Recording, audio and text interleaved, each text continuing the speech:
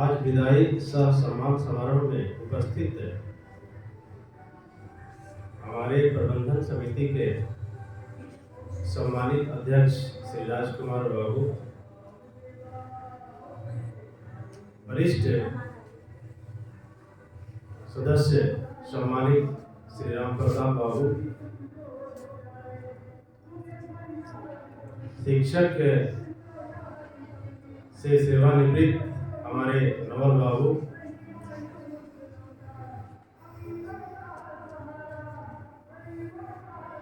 हमारे मित्र और शिक्षक सेवानिवृत्त और हृदय के टुकड़े रामानंद बाबू जी की याद हमें आती रहेगी। सम्मानित अशोक बाबू,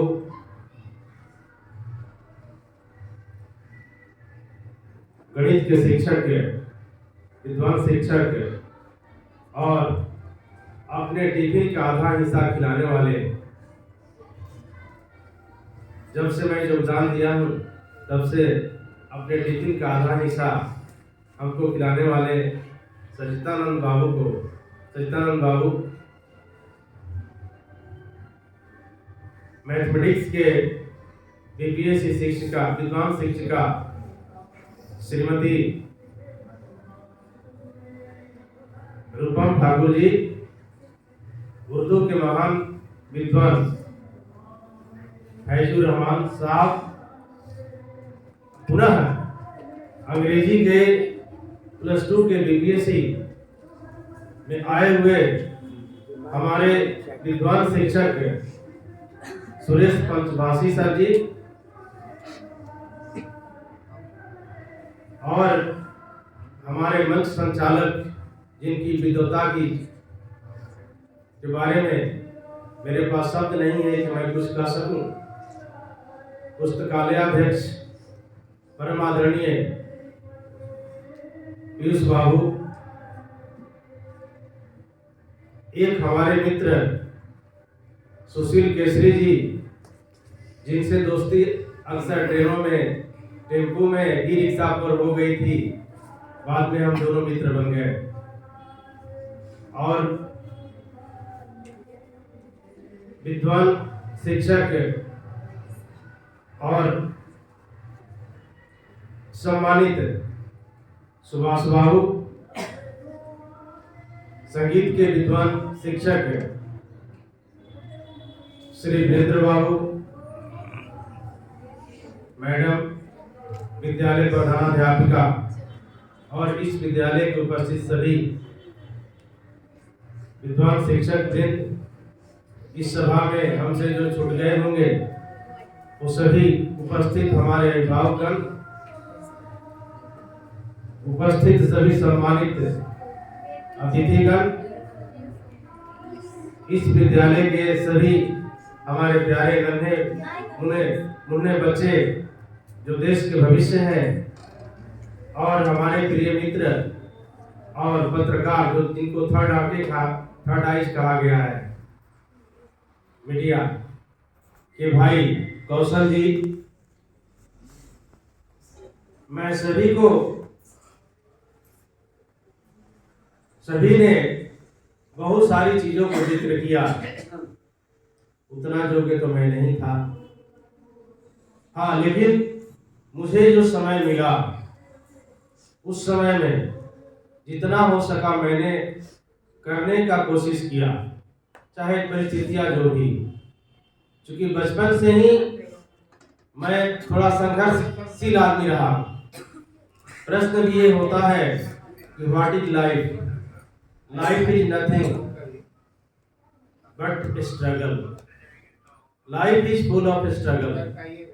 life is not a bed of roses, it is a bed of thoughts.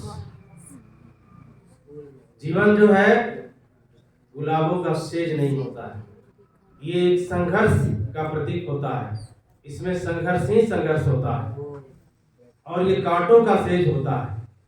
और जो व्यक्ति कांटों पर चलना और संघर्ष को करते हुए चलता है, सही में जीवन का आनंद वही लेता है।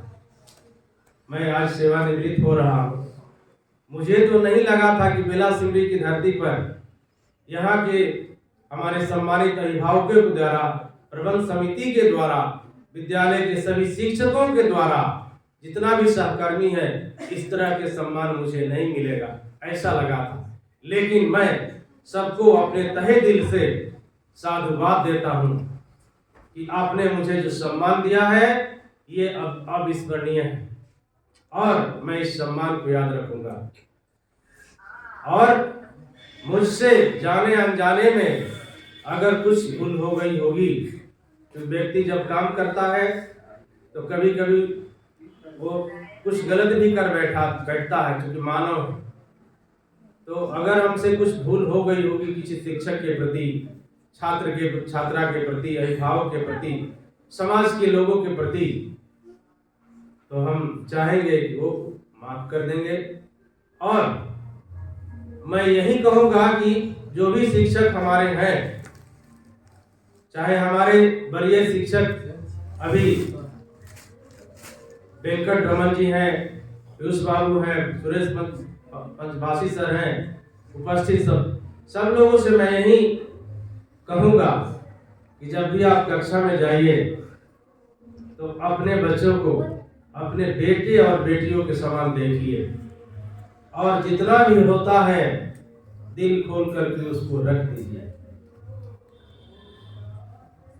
निश्चित रूप से अगर दिन भर आप सही ढंग से मेहनत करते हैं, रात्रि में चैन की नींद सोएंगे और निश्चित रूप से आप बीमारी रहित रहेंगे। मेरी 60 साल सर्टिफिकेट की अवस्था के अनुसार हो गई, लेकिन ये 60 साल का समय मेरे जीवन में कैसे बीत गया मुझे पता तक भी नहीं चला। पता चला कि मेरा 60 साल बीत गया। मैं अपने को अभी भी जुआ महसूस करता हूं और जब कभी भी समय मिलेगा मैं बेला सिमरी को भूलूंगा नहीं और आऊंगा। और जो भी समय मिलेगा, क्योंकि दूरी ज्यादा है, अगर मैं यहाँ से चला जाऊंगा लेकिन भूलूंगा नहीं, अगर आऊंगा तो जरूर कुछ बच्चों को दूंगा। और मैं सिलेबस की बातों को पढ़ाता तो था ही क्लास में, हमारे बच्चियां व्यवहारिक जगत में कैसे चले, जो लाइब्रेरी में जो बुक्स नहीं है, उन सारी चीजों के अनुभव को मैंने बांटने का कोशिश किया इस विद्यालय में, जहां तक संभव हो सका। मैंने अपने ये नहीं रखा। मेरे अभी थोड़ा पारिवारिक, मेरी श्रीमती जी आई हुई है, विद्यालय परिवार के लोगों ने कहा कि नहीं जरूर आना चाहिए, आमंत्रित किया कई बार। मैं उनको लेकर के आया, चलिए आप भी थोड़ा सा अंतिम विदाई है, मिल लीजिए, सब लोगों से रूबरू हो जाइए। आई मेरे 2 पुत्र हैं। व्यक्तिगत जीवन के बारे में, बड़ा पुत्र जो है एक कंपनी में मैनेजर है, एमटेक और एमबीए करके। दूसरा पुत्र जो है वो भी इंश्योरेंस कंपनी में मैनेजर है। मेरे 2 दामाद हैं, 2 बेटी। पहले दामाद भी जोनल मैनेजर हैं, दूसरे दामाद मुजफ्फरपुर में पोस्टेड है। दूसरे दामाद जो है वो फ्रेजर रोड पटना में पोस्टेड है, वो भी मैनेजर है। मेरी एक बहू इंश्योरेंस कंपनी में एम्प्लॉय है। मेरी एक बड़ी बेटी +2 में अभी प्रिंसिपल है। मेरी छोटी बेटी अभी हाउसवाइफ के रूप में, चूंकि जॉब करने के लिए उसके घर वाले नहीं अलाउ कर रहे हैं। समय अनुसार जितना संभव हो सका मैंने अपने बच्चों को भी शिक्षा दिया। इस तरह चलते हुए अपने घरों में खुद टीच किया उन लोगों को, और मैं उसी प्रकार अपने प्यारे छात्र छात्राओं को भी पढ़ाने का कोशिश किया दिल खोल करके। आप सबकी कृपा से अभी तक मैं 95% स्वस्थ हूँ। आगे देखिए भगवान क्या करते हैं। और मुझे उम्मीद है कि आपका अगर आशीर्वाद बना रहेगा तो मैं अभी कम से कम 20 साल स्वस्थ रहूंगा और आगे शिक्षा दान करते रहूंगा। सर ने, हमारे पुस्तकालयाध्यक्ष ने कहा कि रिटायर, तो अब मुझे टायर दूसरा बदला रहा है यहाँ। अब समाज के लिए भी कुछ मैं करूंगा। जिस गांव में मैं जन्म लिया हूँ, खगड़िया में खास तौर से मुझे 25 साल मैंने बिताया, चाहे डीएवी जैसी संस्थान हो उसमें टीचिंग किया, या खगड़िया के अन्य प्रखंडों में भी मैंने काम किया, शिक्षा के मिसाल जगाने का काम किया। साथ ही साथ मैं खगड़िया जिला में करीब 700 शिक्षकों का करीब 8 साल प्रशिक्षण इग्नू का काउंसलर के रूप में भी काम किया हूँ। प्रवक्ता जैसे प्रखंड में मैं 5 साल उसका ब्लॉक सेक्रेटरी रहा हूँ। इसके बाद मानसी देखने में छोटा लेकिन बड़ी खतरनाक है, वहां पर भी सफलतापूर्वक मैं 5 साल शिक्षकों का प्रतिनिधित्व किया। वर्ल्ड का जो कॉन्फ्रेंस होता है शिक्षकों का वर्ल्ड लेवल का, उसको मैंने अटेंड जाकर के हैदराबाद में बाई प्लेन गवर्नमेंट ने हमको दिया। शिक्षा मंत्री पीके शाही के द्वारा मुझे अशोका होटल, मौर्य होटल के अशोका हॉल में उन्होंने मुझे प्रशस्ति पत्र दिया मास्टर ट्रेनर का, और अनेक प्रकार की ट्रेनिंग को मैंने लिया। मैंने लेखन कार्य भी करने का कोशिश किया है। पटना से एक पत्रिका निकलती है राजप्रभा, उसमें मैंने करीब 30 से 40 से चीजों के बारे में क्या किया, उसमें लिखा है। मैंने कुछ किताबों को भी लिखने का काम किया है। अनेक प्रकार के कोचिंग इंस्टीट्यूट, स्कूलों को भी संचालित करने का मेरा शुरू से, मैं एक गरीब किसान परिवार में जन्म लिया। पढ़ाई का संसाधन नहीं था, मैं अपने घर का पहला ग्रेजुएट, लेकिन अब तो लगता है कि मेरे परिवार में हमसे सब ज्यादा ही पढ़ गया। ये सब आपकी कृपा है। और कम से कम आय में अभी मैं खगड़िया में, हमारे सुशील बाबू जानते हैं, हमारे शिक्षक बंधु जानते हैं, साइकिल से चलता हूँ। मैं जमीन पर बैठकर, हम अपने छात्राओं को भी सिखाते हैं तुम्हारा स्वास्थ्य कैसे सही रहेगा। पढ़ाई लिखाई करना वो जरूरी है, लेकिन स्वास्थ्य भी जरूरी है। अगर हमारा स्वास्थ्य सही नहीं रहेगा तो हम आगे पढ़कर भी कुछ नहीं कर सकते हैं। इसलिए स्वास्थ्य के साथ साथ पढ़ाई जरूरी, लेकिन स्वास्थ्य सबसे जरूरी है। इन सारे चीजों को मैं अपने छात्र छात्राओं को कोशिश करता था, ये माता पिता के साथ कैसे व्यवहार, इन सारे चीजों को मैंने कोशिश किया है। फिर भी संघर्ष के रास्ते में तो कठिनाइयां आती हैं। मेरा जीवन कठिनाइयों को झेलते हुए भी, लेकिन मैं कभी संघर्ष से घबराया नहीं, लगातार मैं संघर्ष करते रहा। जिस प्रकार के हमारे आदरणीय सुभाष बाबू अभी भी संघर्ष करते, अभी भी मुखिया में खड़े हो जाते, देखते हैं ये खड़े हो जाते हैं, संघर्ष करते रहते हैं कि हम इनके जज्बा को मैं सलाम करता हूँ। तो हमारे अंदर जज्बा होना चाहिए। तो आप लोगों ने बहुत सम्मान दिया हमको, ये सम्मान मैं भूलूंगा नहीं। मैं ऐसा उम्मीद नहीं किया था कि इतना ज्यादा सम्मान मिलेगा मुझे, लेकिन बहुत सम्मान मिला। मैं इसके लिए सबका आभारी हूँ। और इन्हीं चंद शब्दों के साथ मैं कहूँगा, कर्म प्रधान विश्व रचि राखा, जो जस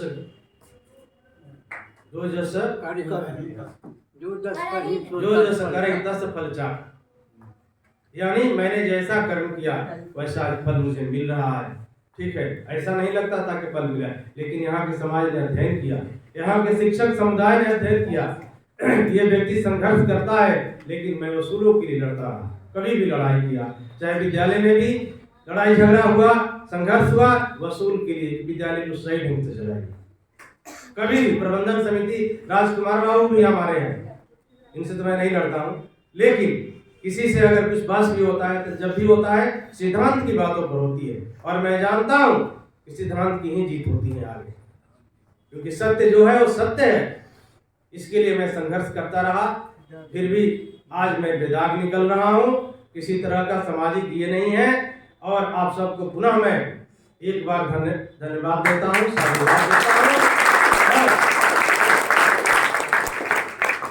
आपके द्वारा किए गए सम्मान समारोह का मैं बहुत याद करूंगा, और जब भी समय मिलेगा मैं अपने छात्र छात्राओं का जहाँ भी होगा मैं मदद करने की कोशिश करूंगा।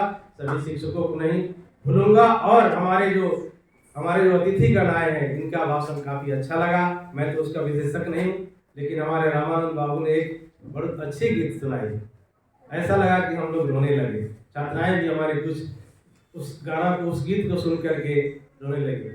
दरअसल मैं भोजपुर का रहने वाला हूँ, करीब 300 किलोमीटर घर मेरा दूर है। मैंने अनेक शिक्षण संस्थानों में भी टीचिंग किया। इस तरह से मैं एक लुढ़कता हुआ पत्थर था, जिस तरह से हमारे उर्दू के शिक्षक ने कहा, काफिला कारवा बन गया। मैं लुढ़कते हुए चला गया, और आगे भी मैं इसी तरह चलते रहूंगा। इसलिए आप आशीर्वाद दें, और हमारे तहे दिल से भी धन्यवाद देता हूँ। सभी छात्र छात्राओं को इस तरह के प्यार के लिए मैं बहुत बहुत धन्यवाद देता हूँ। आभारी हूँ। मैं बोलूँगा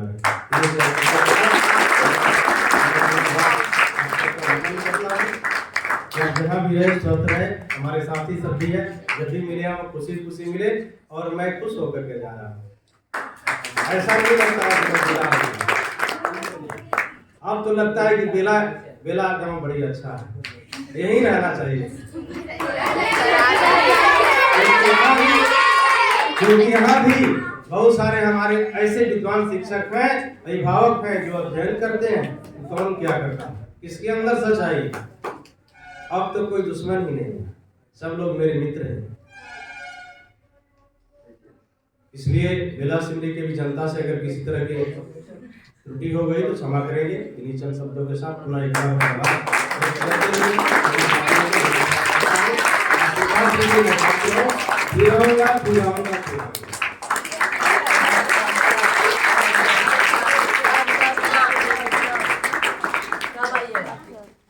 आने वाला दिन और मंगलमय